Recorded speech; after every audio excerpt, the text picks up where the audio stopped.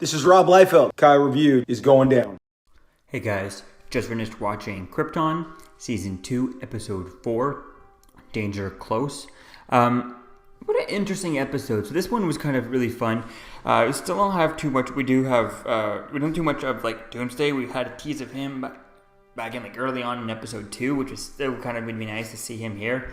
Episode 4 of, I'm assuming 10 for this season. 10 episodes for this season. So, yeah, we're almost halfway. We'll be halfway with next episode and stuff. So, it's going to be interesting to see as to where things go with that. And it seems like the Doomsday storyline hasn't really been touched upon. But we'll wait and see as to when that comes into play. That'll be quite cool to see as to how, the character's used, whether or not he just shows up just to cause mayhem, or, how things kind of go and what has he been doing.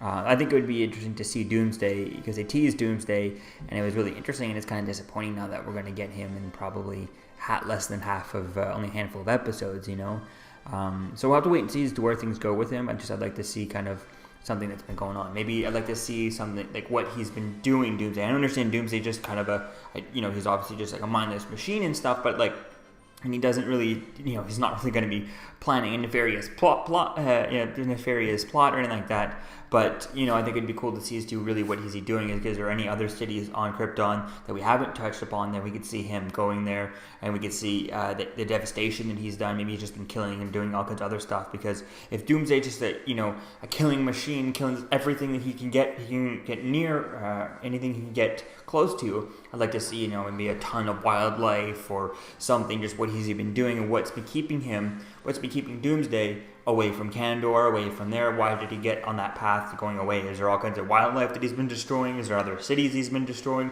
What's really been going on? What has Doomsday been up to? I think that'd be something cool to kind of play with and to see as to why it took him so long to come here. I mean, last time we saw him is he attacked a couple of skimmers and stuff, and why didn't he try and go back to where they came from? Why didn't he go follow where they were sent from, right? Then why he felt attacked, if he's a mindless creature, wouldn't he at least want to try and go attack the things that attacked him? He destroyed those ships, but where they're coming from, when you want to go attack that too, I think it'd be something cool just to play with, just to see, just to let us know as to where he is, and not just have him, oh no, Doomsday happens to be here, whenever he does show up. I'd like to get an explanation exactly as to what he's up to, and just show us a destruction path of out in the wild where all wildlife is gone, or type thing, and just a destruction path of Doomsday would be really cool to see, rather than just seeing him kind of, oh, he just happens to show up. I feel like that's what they're setting up, but we'll have to wait and see as to where things go with him.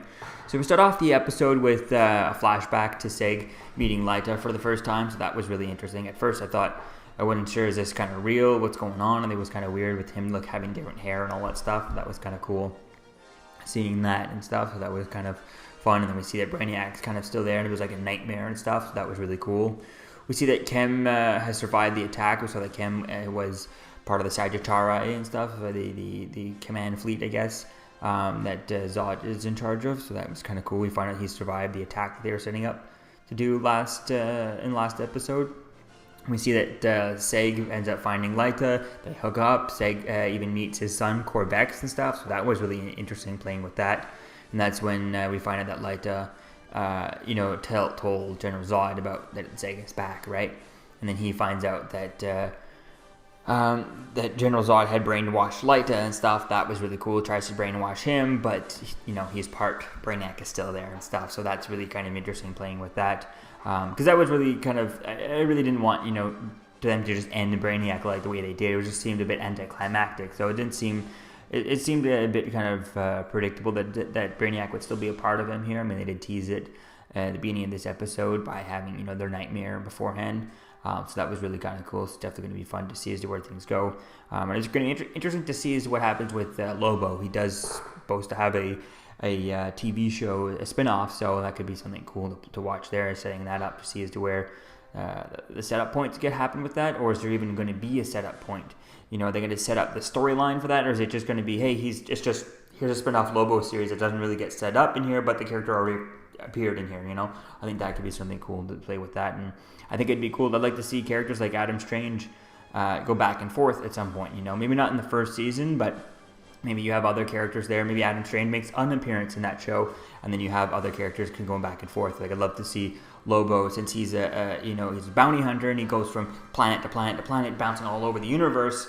I think it'd be really cool to see him bump into characters like some Green Lanterns, that would be really cool. Maybe he could bump into someone like Alan Scott type thing. I think that'd be really cool, an early version of that. I think it could be Adam Sur. I mean, there's so many, early Green Lantern characters we could really see. Kilowog would be really cool, but I don't feel like Kilowog is a bit much. And even Alan Scott, I'm not sure if they'd ever give us a human Green Lantern like that. But I think the idea could be really cool, and I think it would be really fun to see if they could do a Green Lantern. It doesn't seem like they're too rushing towards a Green Lantern movie just yet, so maybe we can get someone that a lesser-known character, but still someone who would make sense to be alive, whatever. I'm not sure as to what timeline this really is, 200 years before Superman, but in this show, what year does Superman show up on Earth? Does it show up in 1938? So is this taking place in, like, the late 1800s? Does Superman show up in 2019, 2018 when the first season started? What year is Adam Strange from? I don't think they really ever mentioned that. And that would be kind of cool to play with that and getting to see other characters. And also you could bring in someone like Booster Gold for the Lobo one. I think that could be really fun to seeing that. Definitely can't wait to see as to where things go. We see that Jada plans to... Jax plans to... what's her name here? IMDb... Jax-Ur plans to blow up the Sagittari, but they end up stopping her. Nyssa Vex goes to Val with the information and stuff that she got when she slept with the other girl from last episode. I think it was Aram when she slept with. She stole the kind of the mock-up plans and stuff. I thought she was stealing them for for Zod and all that stuff, but actually she was stealing them for her. For Vex and stuff, for what was his name, for General, which is Val-El and stuff. And I think that's really interesting there, dealing with that. So all in all, I'm kind of excited to see as to where things go with this. Excited for the Lobo potential spinoff, or that sounds like it's pretty much happening.